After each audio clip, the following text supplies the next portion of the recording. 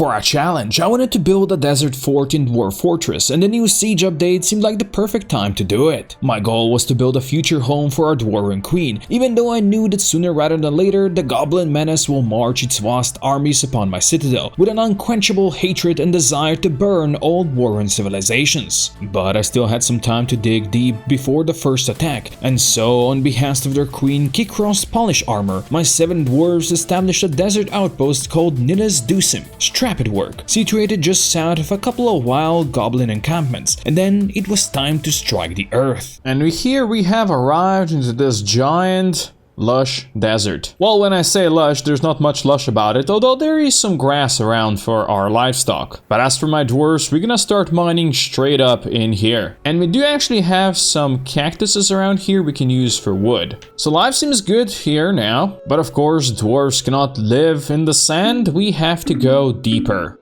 Looks like deeper we ran straight out into aquifer, which means we're gonna need to find some stone as soon as possible to fix this. Hopefully one of these bottom layers is gonna be made of stone and not just sand. Oh yeah, we got some stone. So that's definitely gonna be at least a bit helpful, because we got water leaking in straight away. This layer here doesn't seem to have as much water, so I'm gonna go in here and hopefully we go through this magnetite and we find some actual stone I can use to build stuff. At least we're getting a waterfall cascade down the stairs, so there's that. Alright, it's just magnetite here, which is great because it's iron. It's not great because at the bottom here we're getting more and more water, so I'm gonna see if I can get some siltstone out of here. It's hard to think of siltstone as perfect material for this, but I believe we have now successfully punched through the aquifer, and yeah, we're kind of safe down here. And we're gonna just use this area to build some workshops. I queued up a couple of things that we can make here: doors, chairs, tables and such. And our miner, Urwad, already made us our first door. And also queued up a couple of wooden bins and beds, which Zulban, the woodworker, is working on. I'm also gonna just quickly install a little chair over here, and that can serve as a little office. Office for our expedition leader, who's also gonna be our manager, our broker, and our bookkeeper. And we'll rename our expedition leader to Nuke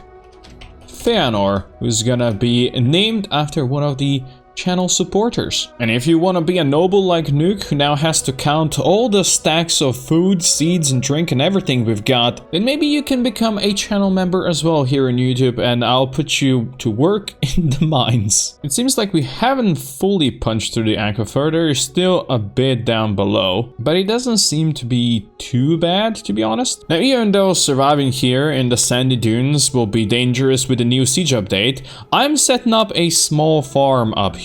And I'm also using a little bit of this aquifer over here to have a little bit of muddy water setting up here. A muddy water we could probably put some well on top of. Of course, for that I'm gonna need to make a rock mechanism that we're gonna need to make here at Mechanics Workshop. And I'm also gonna use this area over here to set up our first couple of bedrooms. Oh, we also found some calcite over here, which is what we're gonna need to eventually make steel. So as far as I'm concerned, this is a good find, even though there's not much of it. And we also got some gems over here, which is nice for our jewel crafters. Oh, also our well is now done and it's operational, so whenever we're gonna have somebody hurt, we're gonna have fresh water for them, which hopefully is not gonna be anytime soon. But we got our first 2 bedrooms done. I'm gonna assign the first one to our expedition leader Nuke Feanor, and the second one's gonna go to Kanak, another channel supporter who has mined everything out himself. And now Kanak's gonna have a lot of work. I'm digging out a nice dining hall and an inn and then a kitchen up here,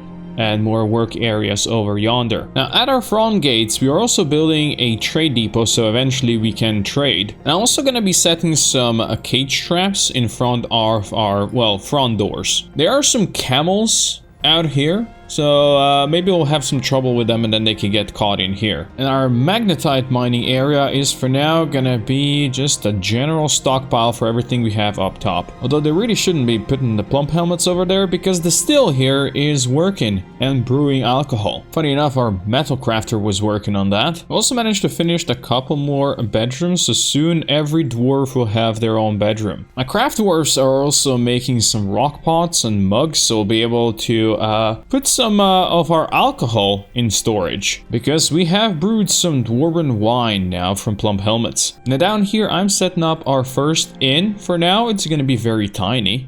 And over here we're gonna create our first dining hall, and even though we have wooden chairs and tables for now, it will still serve. Oh, we got some migrants coming in. We got a woodcutter, a stoneworker, a spinner, butcher, shearer, and gelder. There's another miner who came with a pick. Actually, 2 miners who came with their own picks. That's amazing. I cannot believe we got a migrant wave without like 17 children, as it usually the tradition here. This also means we're gonna need more bedrooms. We also have a kitchen and fishery set up over here. And we're just gonna start preparing some easy meals for now. Also, I built a butcher and a tanner shop right next to this. And there's gonna be a leather worker and clothier up here. Oh, I just noticed as I was cutting down some wood that we do have honeybees out here, which means we could make some meat eventually. But I feel like that's gonna still take a while. We are now preparing some food here, which is nice. And I'm also gonna go and I'm gonna butcher our mule. Sorry, mule, you're going down. Well, that mule turned into a lot of fat, some hooves, some eyes, lungs, heart, all kinds of good stuff. Tanner's gonna tan its hide right away. We're gonna dump the nervous tissue because we don't need that. And from skull and bones, we're gonna make a totem and also some bone crafts that we can then sell to our visiting dwarves. Now, even though I'm not really expecting any sieges yet, we're gonna go and we're gonna build just a little preventive measure here. Now, we have a nice stack of mugs down here that people can drink from, and we're also stacking up our wine. So our inn should be working nicely for now. I'm also gonna see if we can gather some food up here on the surface. We'll see what we have, but just so we can cook maybe a couple of extra meals, that would be nice. Also, our craft stores are working. We got some mule bone rings and bracelets and a crown, amulet. That's gonna be great to sell. And of course, if they want to, these guys could acquire them as well. Yeah, they're gonna be cheap materials to sell, but it's what we got right now, right? Plus, we're gonna be also cutting some gems to sell for now, but eventually we're gonna stop selling those. We're gonna use them in our fortress instead. I'm also gonna be linking these levers we got here up here so nobody can leave. Also, we got our first masterpiece, a bed. Wow, a cactus bed. That sounds amazing, really. So our early game defenses, yeah, they're kind of set up. And we also have our very first visitor. Cole, the bard, has arrived, and he's now socializing and chanting here in our, well, terrible inn. And now autumn is here. What that means? That means we should see some trade hopefully soon. And maybe some more migrants now that everybody's got a bedroom again. Now look at my dwarves. They are actually very happy with our great dining room. So that makes me happy as well. And in fact, looking at their moods, they're not really upset that they're here, so that's great. Now our novice butcher is also gonna take out our water buffalo. May he rest in pieces. And we're gonna be rendering some fat into tallow. Now I'm not gonna allow them to cook that tallow. We're gonna use that for soap. And I built a loom here next to the clothier, and we're gonna be making some thread here as well. Now of course, to be able to make that, we're gonna need an asher. We're gonna need to start burning some furnaces and such. And oh, look at that. We have our outpost liaison coming in, and he's gonna be meeting with our boy Nuke Feanor. Now this is my opportunity to tell them what I would want to buy next year. And for now, I'll want more plum helmets and some pigtails. I'm gonna try breeding some pigs, so sows and boars would be sweet. Maybe some hens and roosters for eggs as well. And I think that is gonna be it for now. They'll want some large gems and plants. Well, we'll see about that. For now, the caravan is arriving, so we're gonna move some stuff to the depot. Luckily, we have made some crafts, so that's what we're gonna be trying to sell them. Now, we probably won't be able to afford much with this, but we'll see what we can get. So we're gonna be making quite a big trade. I'm giving them everything we've got. They're gonna give me some plum helmets for that. I also bought a bin of cloth and some more plum helmets spawns in an extra bag, plus a bunch of barrels barrels with wine, rum, and some milk that we can turn into cheese. Plus, it's 3 barrels. Now, let's trade. Of course, my crafters are gonna start to get busy with new gems and new crafts very soon. But that's something we're gonna be trading next year. Or maybe if we see some humans show up as well. And down here, we're setting up everything we're gonna need to start making some metal crafts and also soap. The dwarves of Strapidwork made their first contact with their hometown. Of course, it would take years and a lot of hard work before the place would be fit for a queen. But the foundations were set, and they could farm in the sand. They set up crafting, metalworking, and cooking areas, and they could drink and dine in peace. But of course, that wasn't enough. They needed to go deeper, because up here, just below surface, they were vulnerable, and only the caverns that surely lay below could keep them safe. So it was time to dig again. And there it is! We have found it! The caverns below. And unfortunately, it seems like they are just muddy caverns, which means we're not gonna have any spores coming up. Although, never mind, there is some floor fungus right here. That's nice. There's also a lot of water down here. Hopefully we're gonna have some chance to fish. And there we go. We got floor fungus coming up here already. For now, I'm gonna just set up a small pasture for our animals so we can put them indoors. For now, we're gonna just build a wall over this drop because I don't want any of my dwarves just jumping into the caves, into the water. Now, our boys over here have started making some charcoal, some ash, and some coke. And we also have our first bars of water buffalo soap, which is very nice. Oh, would you look at that? We also have some new migrants. A woodworker has arrived, a weaver as well. Then we have an engraver, an animal caretaker. There's a woodcrafter as well, and a lye maker. Oh, and they brought a baby alpaca. Of course, it's another male, just like the one we already have. Also, we got an interesting visitor, a goblin maceman is coming to visit us. Apparently, he's a legendary surgeon, bone doctor, and suturer. He's just gonna socialize in our inn right now. Also, we have now reached the caverns. I'm not gonna open them up yet, but for now we have them as an option here. We also have a really nice seam of bituminous coal over here that is gonna be very useful until we go deep into magma sea. It's pretty amazing how much coal there is. We also hit some hematite here, so that's gonna be iron for us. We're also gonna have to set up some new bedrooms over here. And there we go. We got ourselves bedrooms. We're also getting some horse milk now. We can milk these lady horses we have here, which means we can then make cheese out of that. Now, before winter comes, since it's late autumn, we're also gonna go just pick up some fruits and berries and whatever we have up here on the surface that we can potentially turn into food or wine or any other thing. Also, we're getting our first iron bars in, which is pretty amazing, I should say. And with that, I'm gonna start setting up some armor and weapons for our soldiers. And there it is. We got our first iron helmet, we got some iron high boots, an iron mail shirt, that's pretty good as well. And now winter has finally arrived. And with that, I think we have everything we need to assign our first militia commander. And since there's no fishing to be done around here, we're gonna assign our fisher dwarf. And we're gonna rename her into Lucy. And Lucy is actually Kanak's lover. Then we're gonna establish a new squad for Lucy, and she's gonna have some metal armor. And since I want a squad up top to protect our place, we're gonna have Lucy train in this here little barracks that we're gonna dig out. And funny enough, Kanak, her lover, is the one that's gonna do that. And now that this is set up, we're gonna build a barracks here, and that's gonna be for the Gilded Pages. And I'm gonna schedule her to constantly train in here. Yeah, she's gonna be kinda lonely for now, but, you know, she's gonna be one and only defense for now. We got some more tables and chairs down here in the dining room and the inn. And we also have some crappy limestone statues that we're gonna put in here for decoration. Now, since we do live in a desert, we got plenty of sand that we could turn into glass eventually. So I decided to go and build some glass furnaces over here. We're gonna set up a sand collecting zone right there. And then we're gonna tell our people to just go collect a little bit of sand. Apparently, we don't have any extra sandbags besides a little bit of what we've got over here. We do have some extra cloth and leather here though, so I'm just gonna make a couple of extra bags. And well, now that we have sand and we have these glass furnaces, we can start making some basic green glass items. And this is gonna be mostly for the furniture for our bedrooms. And look at that, we already have a green glass cabinet. We're gonna make some windows as well, just to make this place looks nicer. And if you're asking yourself, why are we making a sand fort out of green glass? Well,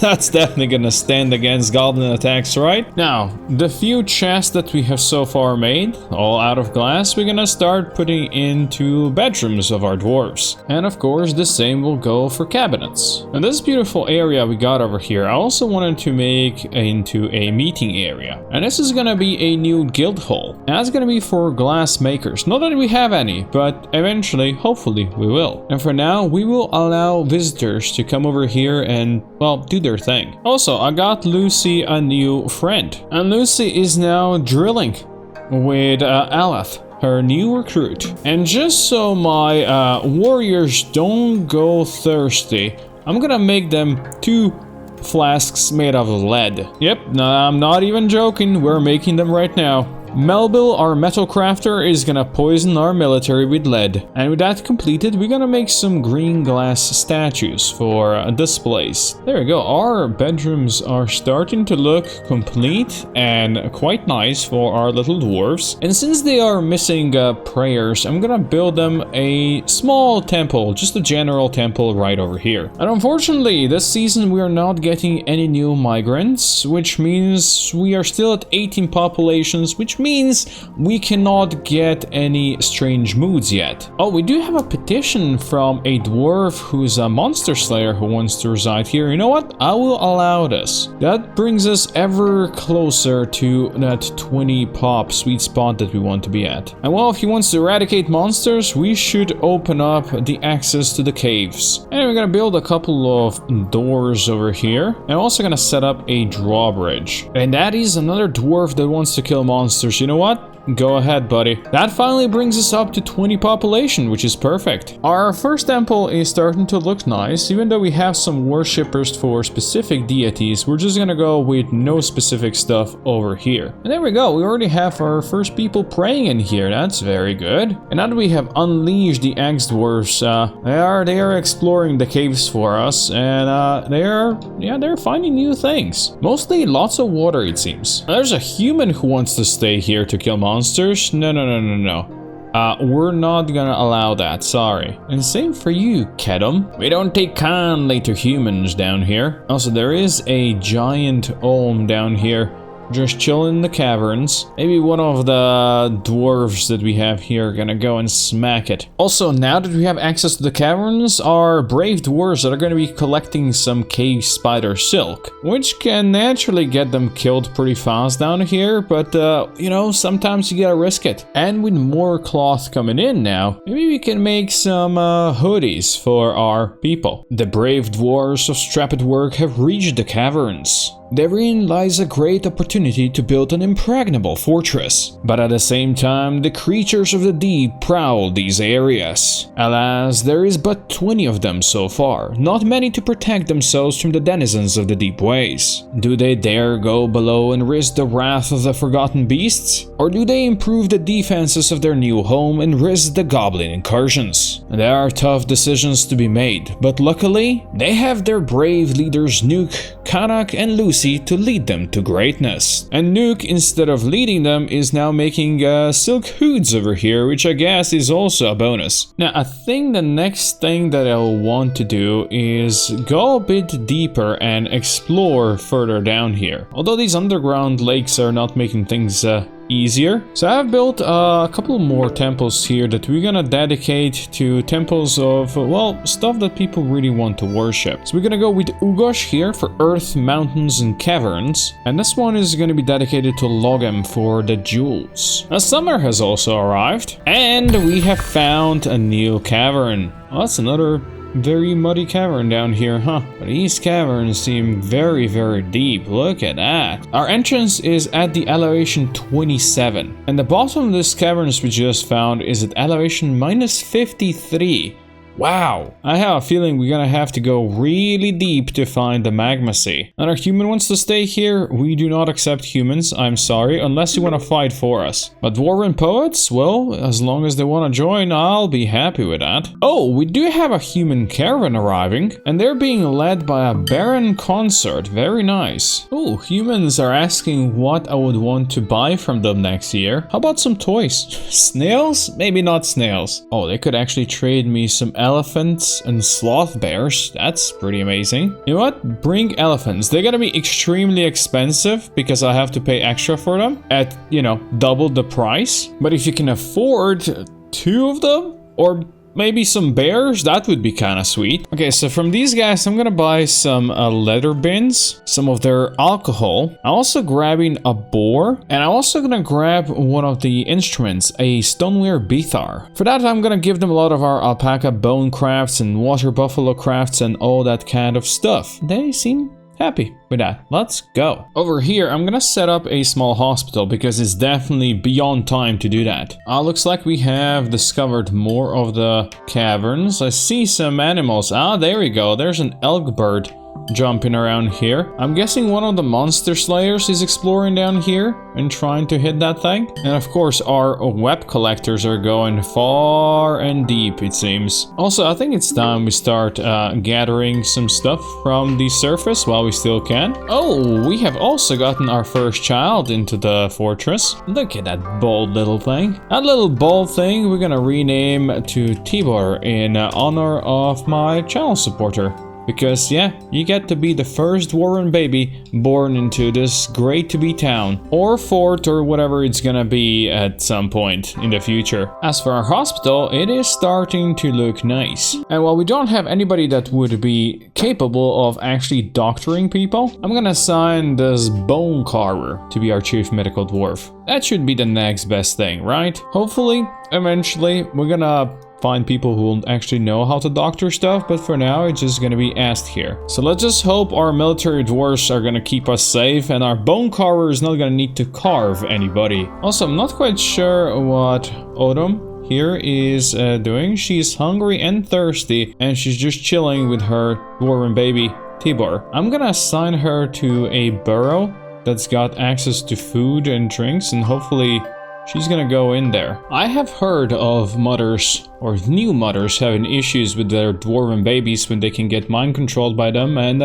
never move and die of hunger and thirst. So, well, that might happen to Autumn here. Also, we do have Endok, who wants to entertain our citizens. She's a proper dwarf, so she will take her in. She's also a legendary milker, which is kind of funny. How do you become a legendary milker? You know what? I don't want to know. But maybe she can sing a song to Autumn here as she slowly dies of hunger and thirst. Also, poor Kanak has made it very, very deep down here. Down to minus 71, 73 elevation, and still not finding anything. But we do have some fighting happening. Our weaver was attacked by some crundles out here. These little monsters. Oh yeah, there's a lot out here. We even caged some. I'm gonna send our squad down here and maybe they can do something. Here comes Lucy. Oh, Lucy is just killing these crundles. Look at that. This is a massacre. Really. Oh, there's more of them. And Alath is also helping our other spirit dwarf. That's one more right there. I think Lucy is now chasing the last one that we've seen around. And yeah, that one's dead as well. And the rest, well, the rest are caged. That's a lot of Grundle corpses around here now. Hopefully we don't get any necromancers around here that could reanimate these. All that was happening. Autumn, the mother, is still here. Also, I feel like these beds bugged out and they've never been properly placed and it's just some weird shit going on here. So we'll see if we can fix all this. Also, so there's a giant cave toad that is trying to attack my dwarves. Maybe that's gonna be a job for our military again. But the bastard jumped into water. By the way, Lucy managed to kill 13 crundles in that battle. Now this stupid cave toad comes back. I'm sure Lucy can get that thing as well. Alright, we have 2 proper beds in here, which is nice. I'm gonna see if we can remove the bed that the mother was lying on. Maybe that's gonna make her move. Alright, the mother is now in a proper bed. She's starving and dehydrated and because of that also drowsy. So I'm gonna assign our lime maker to be an orderly and do only that. I'm gonna see if He's gonna go and give some water to that lady? Maybe? Nope, he's just listening to a story in the tavern. Well, the little Tibor disdains sacrifice, yet he's making his mother sacrifice herself. This is your wife. This is your child. Please, go feed them. Or something. Well, at least he got drunk and he's feeling good because of that, so there's that. I'm not sure if our hospital is bugged or whatever is going on. I'm gonna try to reassign that again. And hopefully people can slowly but surely fix this thing. Autumn did move out of the bed because she's, I guess, panicking as she's starving. But that's about it. Oh, she moved back into bed. So that's about it. Also, these crundles down here are falling apart, and there's miasma spawning because of this. That's slightly unfortunate. And it doesn't really seem like anybody cares about Autumn at all. So we're gonna have to bury her soon, it seems. Well, so it seems we're gonna have to make a coffin now. She hasn't died yet, but I don't think we are too far from it. Also, now that it's autumn, we're gonna be able to trade once again very soon. Also, I see there's some nasty elk birds over here. I don't like what they're doing. Getting pretty close to our base. I'm gonna send everybody back upstairs, and hopefully that way they're not gonna cause any issues. Unfortunately, a couple of our dwarves are stranded down here. It seems like Lucy is just charging over here towards these. Okay, people are escaping, so that's good. Also, Autumn has perished in the meantime, unfortunately, which is what I was afraid of. Oh, look at these. Oh, look at these things. They are running away for now. Lucy's going for the elk birds. Well,